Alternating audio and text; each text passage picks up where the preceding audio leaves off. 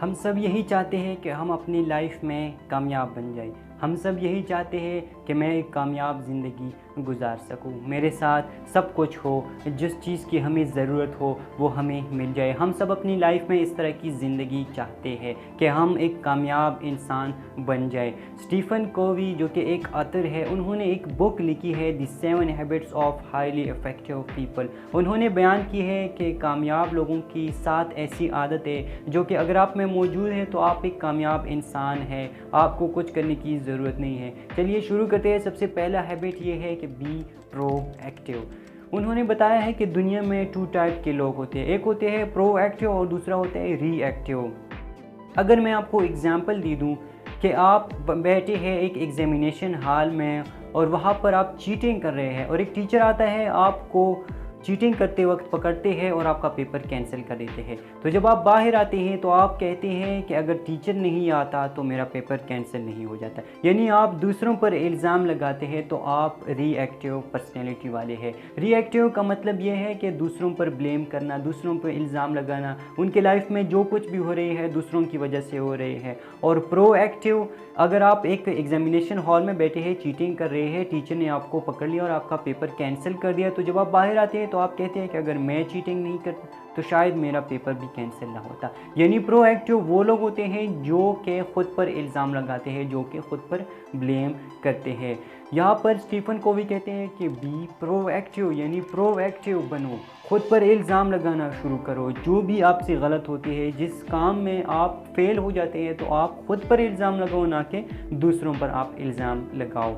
दूसरा हैबिट ये है begin with the end in mind. यानी आप जो भी काम करना चाहते हैं तो उसका एक एंड अपने माइंड में रखिए, एक गोल अपने माइंड में रखिए। अब फॉर एग्जांपल अगर मैं आपको दे दूँ, जिस डिवाइस से आप मेरी वीडियोस देख रहे हैं, इस डिवाइस को बनाने से पहले उन्होंने सोचा था कि इस तरह का एक डिवाइस हम बनाना चाहते हैं। ऐसा नहीं है कि उन्होंने बनाना कुछ और था और बन गया कुछ और। वो वाली बात नहीं है कि आप एक समंदर में एक किश्ती में बैठे हैं और आप सफ़र कर रहे हैं, लेकिन आपको ये नहीं पता कि मैं कहाँ जा रहा हूँ, मेरा गोल क्या है, मेरा एंड क्या होगा। बस आप चलते जा रहे हैं।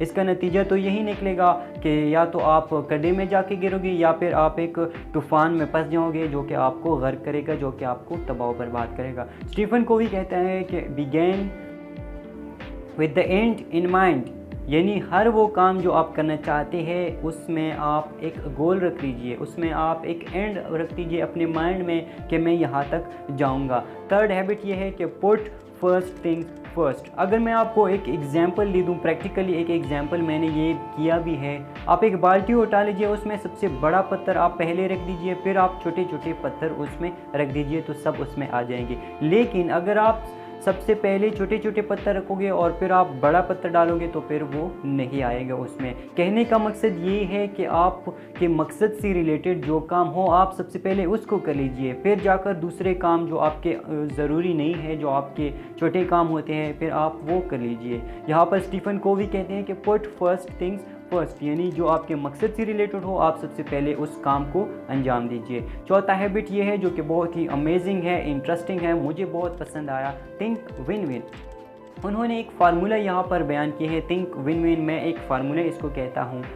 हमें बचपन में ये कहा जाता है कि बेटा तुम तब जीतोगे जब आपके सामने वाला, जब आपका कंपटीटर जो है वो हार जाए, यानी जब वो हार जाए तो तब आपकी जीत होगी। लेकिन शायद हम लोग गलत थे, क्योंकि हम दूसरों को हराने की कोशिश कर रहे हैं, हम ये नहीं सोचते कि कोई और हमें भी हराने की कोशिश कर रहा होगा, और वो बेचारा भी ये नहीं सोचेगा कि कोई और उसको भी हराने की कोशिश करेगा। तो कहने का मकसद ये है मेरा कि think win win. Stephen Covey कहते हैं कि आप जो भी काम करना चाहते हैं, जहाँ पर भी आप जीतना चाहते हैं, आप खुद भी जीतो और दूसरों को भी जीतने दो। ये नहीं है कि आप दूसरों को हरा कर खुद को जिताओ, इस तरह नहीं है। थिंक विन विन का मतलब भी यही है कि आप खुद भी जीतो और दूसरों को भी जीतने दो। पांचवा हैबिट ये है कि seek first to understand then to be understood, यानी सबसे पहले जो भी आप काम करना चाहते हैं, जो भी कुछ बोलना चाहते हैं, पहले खुद को समझिए, फिर उसके बाद आप बोलीजिए। अब फॉर एग्जांपल मैं आपको दे दूँ, अगर एक इंसान आ जाता है आपके सामने गुस्से में होता है और वो आपसे गुस्से में बातें करना शुरू हो जाता है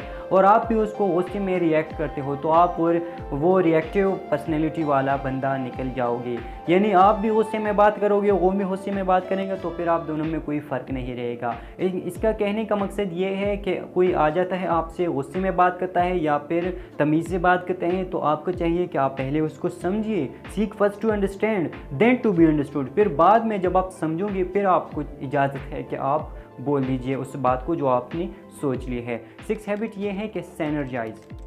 आपने एक मूवी का नाम सुना होगा कि 1 और 1 11। यानी कहने का मकसद ये है कि एक आदमी वो काम नहीं कर सकता, जब 2 आदमी मिल जाते हैं तो वो 11 लोगों की तरह काम कर सकते हैं। स्टीफन कोवी कहते हैं कि आप जो भी काम करना चाहते हैं अपने रिलेटिव के साथ, अपने फ्रेंड्स के साथ, अपना एक टीम बनाकर आप वो काम करें, इत्तेहाद और इत्तेफाक में आप काम करें। हम यही कहते हैं, अक्सर हम कहते आ रहे हैं कि इत्तेफाक में बरकत है। यहाँ पर स्टीफन कोवी भी यही कहता है कि आप सिनर्जाइज होकर काम करें, यानी इत्तेफाक और इत्तेहाद में मिलकर आप काम करें। जब आपकी एक टीम होगी, आप टीम के साथ जाओगे तो फिर आपको कोई भी हरा नहीं सकता। जो लास्ट हैबिट है, 7वां हैबिट, वो है शार्पन द सॉ। अपने आरी को तेज़ करो। अब आप यहाँ पर ये कहोगे कि मेरे पास तो आरी नहीं है। भाई, मैं लकड़ी काटने वाली की आरी की बात नहीं कर रहा, मैं आपकी टैलेंट की बात करूँ, मैं आपकी स्किल की बात करूँ जो कि परवरदिगार आलम ने सबको दी है, सबको अपनी अपनी टैलेंट दी है, सबको अपनी अपनी स्किल्स दी है।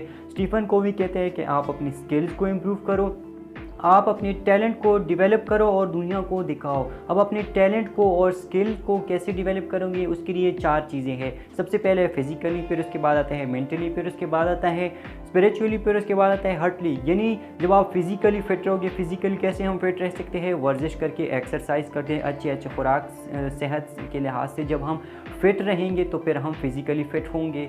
मेंटली हम किस तरह प्रिपेयर हो सकते हैं, बुक रीडिंग से, इंफॉर्मेशन हासिल करने से। जितना आप नॉलेज हासिल करोगे उतना आप होशियार बनते जाओगे। और स्पिरिचुअली आप किस तरह फिट रह सकते हैं, प्रेयर से। यानी अगर मैं बात करूं हिंदुओं की तो वो पूजा करते हैं, ईसाइयों की तो वो चर्च में जाते हैं, तरह तरह के मुख्तलिफ रीजन है, मुख्तलिफ रिलीजन है, वो तरह तरह के प्रेयर करते हैं। अगर हम अपने मुसलमानों की बात करें तो वो नमाज़ पढ़ते हैं, इस तरह की मेडिटेशन लोग करते हैं ताकि उनको स्पिरिचुअली खुशी मिल जाए। और जो चौथा है वो है हार्टली, यानी आप अपनी रिलेटिव के साथ, अपने फ्रेंड के साथ, अपने फैमिली के साथ आप इस तरह रहिए कि उनकी फीलिंग को आप समझिए, उनकी इमोशंस को आप समझिए।